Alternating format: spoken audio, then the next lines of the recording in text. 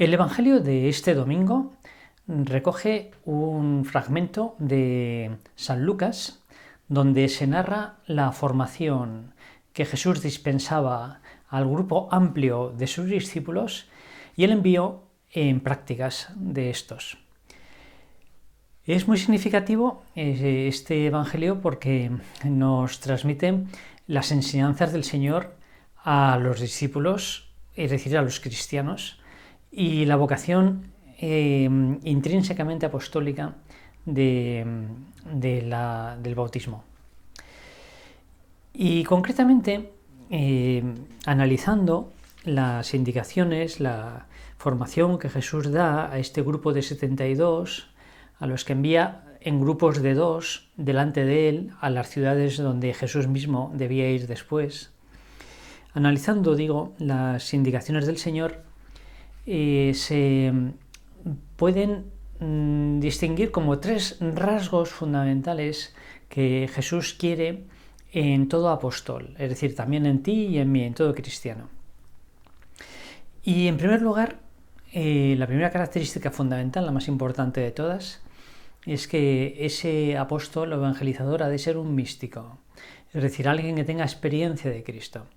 Este no es el grupo restringido de los 12, es el grupo más amplio de los 72, pero no son gente que está de paso, no son gente que ha visto a Jesús un momento, le ha visto realizar un milagro, le ha escuchado una enseñanza, sino que acompañan al Señor y quieren ser sus discípulos. Son gente que tiene conocimiento de primera mano del Señor. Por eso Jesús les puede enviar, les llama y les envía. Esta es la primera característica, han de ser místicos, han de tener experiencia de Cristo. En segundo lugar, son confesores, es decir, que van en todas las direcciones contando lo que han visto al Señor y lo que han escuchado al Señor. No son comerciales, no son guerreros, no tienen estrategia. Jesús les dice incluso: no llevéis bolsa, ni alforja, ni sandalias. Es decir, les envía en pobreza y también en sencillez. Llegad y decid simplemente este mensaje: el reino de Dios ha llegado a vosotros. Así de sencillo. Por tanto, no hay artificio. Los muchos medios o los planes, los proyectos, pues desfiguran la verdad, la fuerza del mensaje. Y en tercer lugar, el tercer rasgo de los discípulos del Señor, que el Señor quiere, es su espíritu martirial, porque ya les advierte desde el principio que a algunos les acogerán, pero otros en cambio no. Y en estos casos han de hacer lo siguiente: salid a sus plazas y decid: hasta el polvo de vuestra ciudad, que se nos ha pegado los pies, nos lo sacudimos sobre vosotros. De todos modos, sabed que el reino de Dios ha llegado. Os digo que aquel día será más llevadero para Sodoma que para esa ciudad. En fin, son como los 3 rasgos fundamentales del apóstol, del cristiano, del evangelizador: místico, confesor, es decir, testigo, que cuenta simplemente lo que hace y lo que ha visto, y mártir. Nos dice San Lucas que este grupo de 72 regresó entusiasmado porque hasta los demonios se le sometían en su nombre, y el Señor le dice: no os alegréis por eso, alegraos más bien porque vuestros nombres están inscritos en el cielo. Bien, ¿qué ha pasado desde entonces? Estas eran unas prácticas. Más adelante pues tendrá que el Señor padecer, resucitar, vendrá el Espíritu Santo en Pentecostés.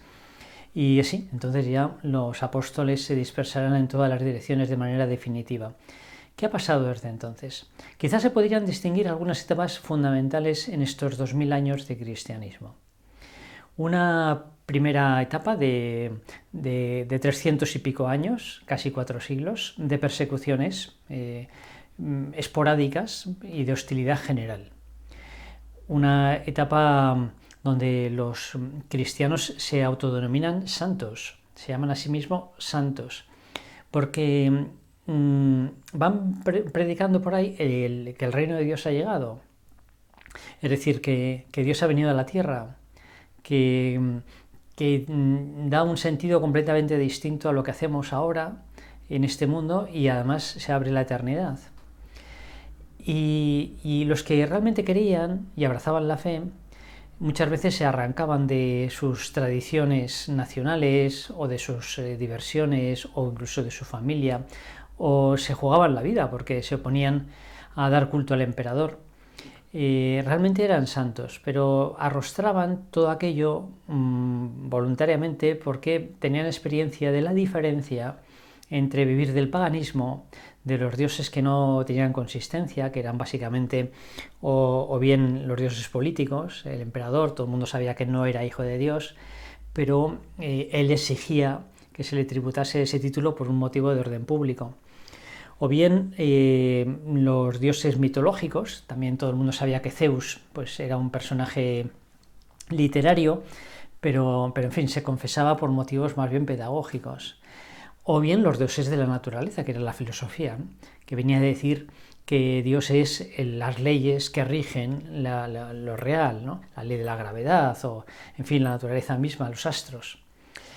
Bien, pues frente a todo eso que eran religiones sin verdadero Dios, las dos primeras, o un Dios sin rostro, al que no se podía rezar, que es la naturaleza, las fuerzas naturales, la predicación de un Dios que tiene corazón, que tiene oídos, que ama, que viene al mundo, que da la vida por nosotros, que nos acompaña, en fin, era tan sorprendente, tan performativo, que compensaba incluso la propia vida. Bien, esos fueron básicamente los primeros siglos, hasta el momento en que el emperador Teodosio bautizó de alguna manera el imperio. Decretó que el cristianismo fuese la religión oficial.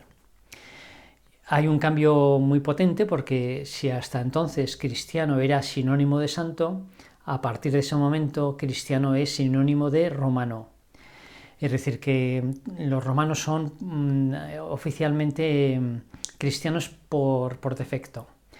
Y podemos imaginar qué tipos de cristianos, sin formación, sin virtudes, en fin, un decreto voluntarista de este tipo pues no es propiamente evangelización.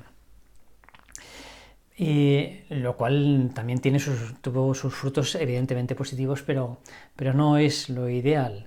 De hecho, poco tiempo después comenzó la vida cenobítica y la vida eremítica, aquellos que aspiraban todavía a la santidad, en medio de ese ambiente decadente del imperio, en todos los sentidos decadente, moralmente y políticamente y económicamente.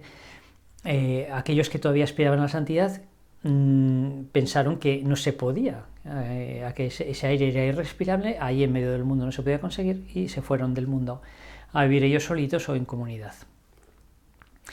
Bueno, los primeros siglos del cristianismo oficial, vamos a decir, en Occidente, fueron pues, siglos muy borrascosos por la caída del Imperio Romano, por la llegada de los pueblos bárbaros, la evangelización de esos pueblos, su conversión al cristianismo. En fin, fue un periodo de asentamiento de una nueva era, es la Alta Edad Media. Y con el paso del tiempo, todo eso efectivamente asentó y surgió una civilización impregnada por la fe, que es lo que llamamos la cristiandad, la Baja Edad Media fundamentalmente. Es la civilización medieval, que era también oficialmente cristiana y que fue gestando toda una cultura, costumbres, leyes, modos de vida, en fin, mil cosas, ¿no? Porque una fe que se vive, como decía San Juan Pablo II, ¿no? Que se vive bien hasta el fondo, que se entiende hasta el fondo, que se asimila, se termina convirtiendo en cultura.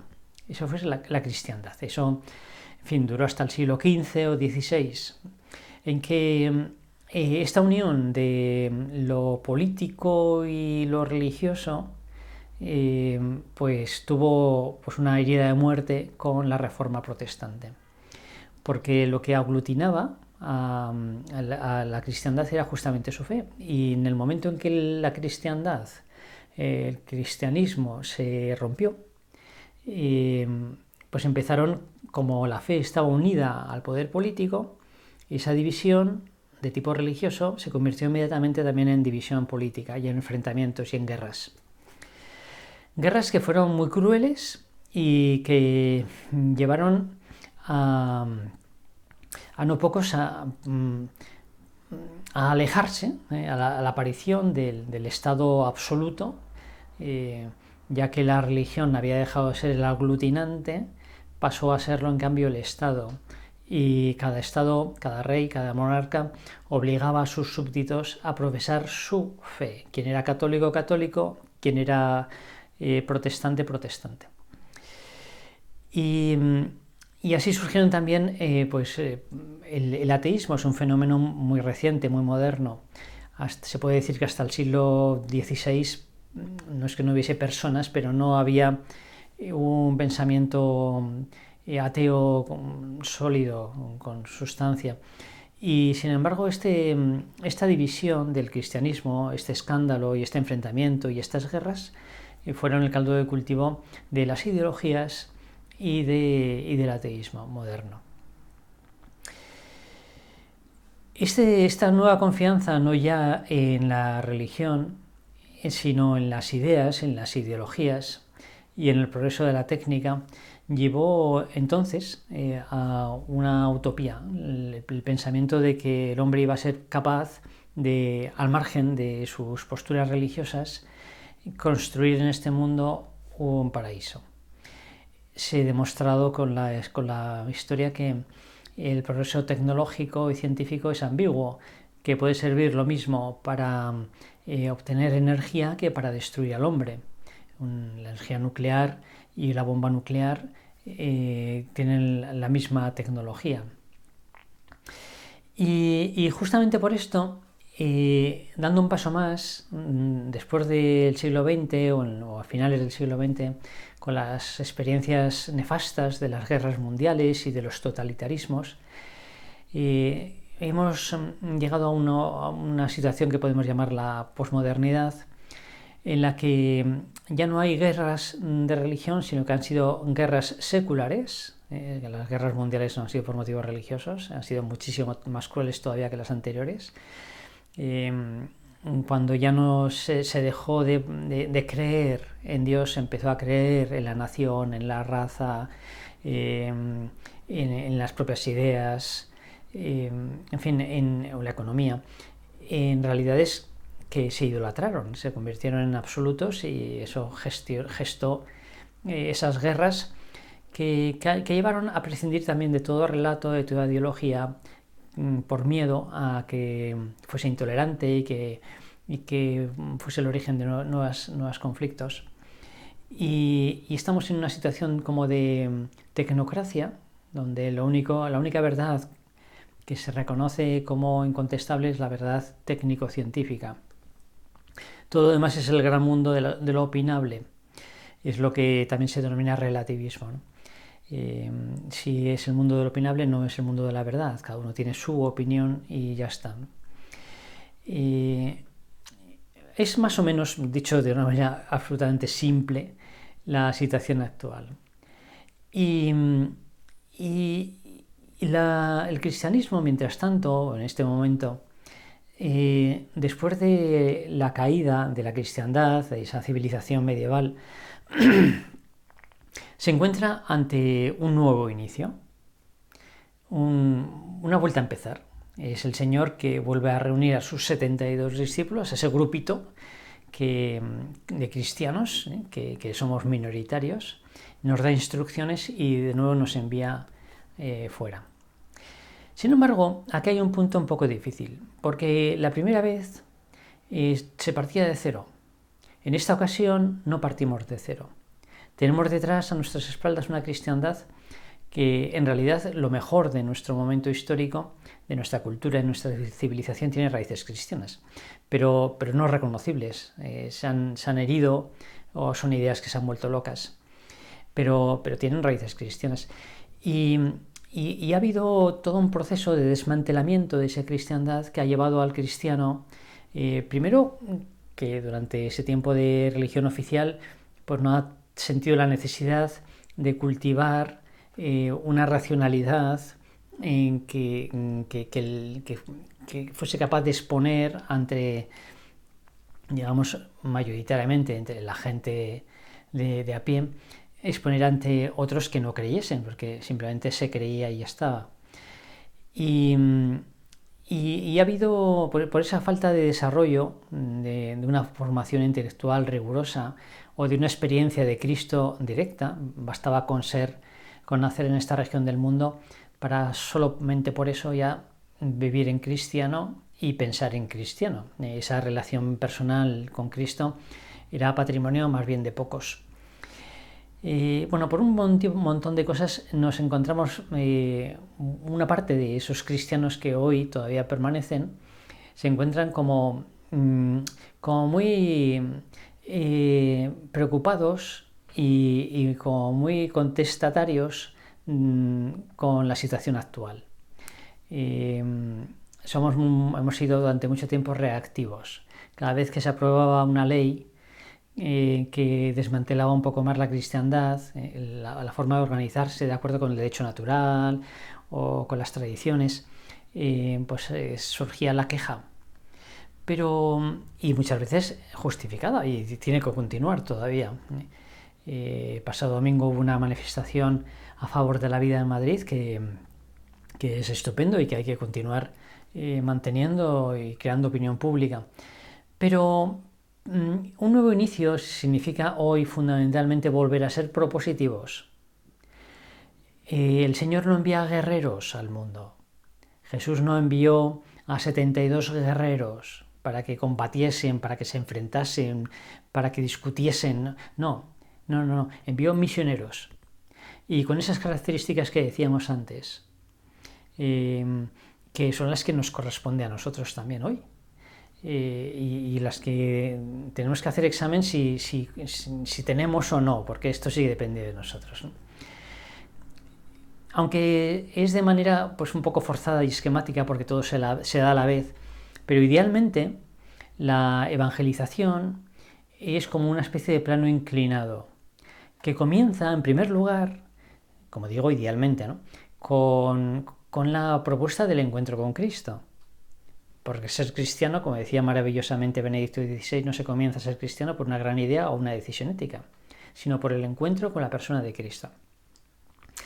Esta propuesta se hace de manera verbal, el carisma, la predicación, pero también por el testimonio, y fundamentalmente por el testimonio. Es decir, las personas que tengan esa experiencia de Cristo, que compartan con Él la vida, aquellas personas que viven con Cristo, para las que Cristo es tan real o más real que ellas mismas, esas son capaces de dar su testimonio, de decir cómo les va. Lo primero es esto, la unión con Cristo, el encuentro con Cristo. Después, idealmente, teóricamente, esquemáticamente, el segundo paso sería el mostrar la belleza de eso que se predica. Algo que ya tiene lugar más en grupo, en comunidades. Ahí se ve el cariño que hay entre ellos, la unión que hay entre ellos, el relato cristiano que encaja perfectamente con los deseos profundos del corazón, que es muchísimo más razonable que el relato materialista y ateo. La teoría de la evolución pues es más que una teoría, le falta poco para llegar a ser algo demostrado y científico, pero es mucho más razonable pensar que la razón no está solo en el punto de llegada de esa evolución ciega, sino que también está en el punto de partida, que esa materia ha evolucionado como ha evolucionado y ha terminado en la complejidad del hombre, no por azar, que eso es verdaderamente improbable, sino porque hay alguien que la ha creado con ese dinamismo. En fin, por poner un ejemplo solamente, ¿no?, que la ciencia, la neurociencia, cualquier otra ciencia y la fe casan perfectamente. Bueno, pues la belleza de la propuesta del relato cristiano, la propuesta de la ética cristiana, opción preferencial por el hombre, no solo por uno o dos o tres valores, no solo por el aborto o contra la eutanasia o por el matrimonio entre un hombre y una mujer, que también por supuesto que sí, pero por el hombre en general, también por la pobreza, por las injusticias, por las guerras, por la carrera de armamentos, por la ecología, por la libertad de todo tipo, en fin, el hombre. Recuerdo que haber escuchado a un obispo allá hace muchos años, tantos que vivía San Juan Pablo II, y contaba que cuando fue a hacer la visita al Límina, esa visita que hacen los obispos periódicamente al Papa, comiendo con el Papa, al principio le preguntó: Santidad, ¿cuáles son las preocupaciones del Papa?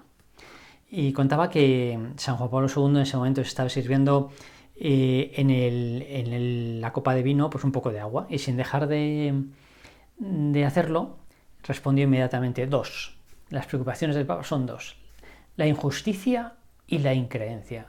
Y para las dos la respuesta es Cristo. Bien, la belleza, por tanto, en segundo lugar. Y en tercer lugar, la razón, es decir, tanto la sabiduría como la razón política. Las mayorías axiológicas de ciertos valores que luego van a dar lugar a ciertas leyes y a una manera de organizarse socialmente, es fruto del diálogo. Y el diálogo es fruto de la aportación de argumentos, de razones. Hemos de dar la batalla de la formación para entender las razones naturales que hay detrás de la propuesta cristiana de vida, y que es compartible por todo el mundo. Son razones más poderosas que las contrarias. Los 10 mandamientos son de derecho natural, y en la medida en que se profundizan y se proponen, pues se terminan imponiendo. El aborto pues tiene sus días contados, no sé si muchos o pocos, pero tiene sus días contados. Científicamente no se mantiene que esa criatura no sea un ser humano, o que a partir de cierto momento, de cierto día, empiece a serlo. Bien, quizá esto, como digo, es un esquematismo excesivo, porque quien tenga vocación política, el cristiano que tenga vocación política, deberá dar esas batallas de tipo legal y cultural, pues allí, en el Parlamento, donde trabaja, porque es lo suyo. Y cuando cualquier otro cristiano, a la hora de emitir un voto o a la hora de organizarse socialmente, pues tendrá que tener en cuenta también sus principios. Pero la Iglesia no es fundamentalmente esto, o primariamente esto. La Iglesia son los apóstoles que Jesús envía al mundo entero a decir: ha llegado el reinado de Dios. Dios está al alcance de la mano. Si no hacemos nada, por defecto, dentro de cada uno de nosotros reina el sé, o sea, la opinión pública, o los caprichos personales, los vicios, o, en fin, el mismo diablo. En fin, hay distintas fuerzas.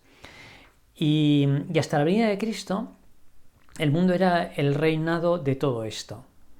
Bien, cuando Cristo entra en el mundo, cuando se encarna Dios, llega también la posibilidad de que en el corazón del hombre reine Dios mismo.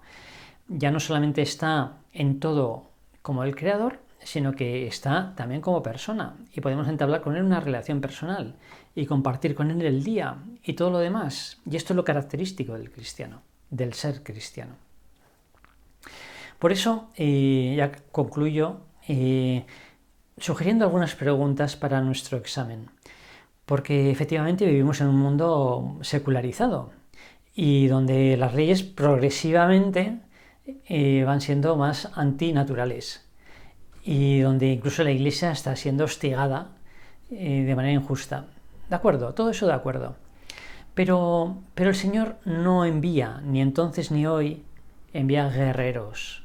En primer lugar envía apóstoles, es decir, misioneros. Y quizá, volviendo al Evangelio de este domingo, nos podemos preguntar tres cosas. En primer lugar, si soy alguien que tiene esa experiencia mística de Cristo, como los apóstoles, alguien que sabe de primera mano de Cristo, que contempla a Cristo en el Evangelio, que comparte con él el día, que le frecuentan los sacramentos, alguien que dice yo sé que Cristo vive, yo sé, porque si no, no sería como soy, ni llevaría las cosas como las llevo. Cristo y yo somos una misma cosa, no soy yo el que vive, es Cristo quien vive en mí, dice San Pablo. Tengo esa experiencia de Cristo. En segundo lugar, soy un confesor, es decir, un testigo, me dejo conocer, digo cómo me va, no me peleo, no discuto, no me impongo, sino que simplemente digo lo que me pasa, digo lo que hago, me dejo conocer, todo el mundo sabe de esa amistad mía con Cristo y se la ofrezco al que quiera, de manera sencilla, sin artificios, sin estrategias, sin dobles intenciones, nada por el estilo. Y en tercer lugar, tengo espíritu martirial, es decir, cuando no soy acogido, cuando soy rechazado por el hecho de ser cristiano, no porque soy antipático, que también me pueden rechazar por esto, no tenemos que confundir las cosas, sino por el hecho de ser cristiano, me enfado, guardo rencor, me lleno de ira, o más bien siento misericordia, siento ternura por esa gente, porque no conocen a Cristo. Ahí tenemos tres puntos para nuestro examen, porque solamente con esto, con estas condiciones, con estas tres características, somos los discípulos que el Señor quiso, y solamente entonces seremos propositivos. Propositivo significa que vamos a tener un mensaje que se entiende, un mensaje que suena bien en las conciencias y que luego será acogido o no. Pero como dijo el Señor, no estaremos contentos porque nuestra evangelización pues veamos inmediatamente los frutos, sino porque nuestros nombres están inscritos en el cielo.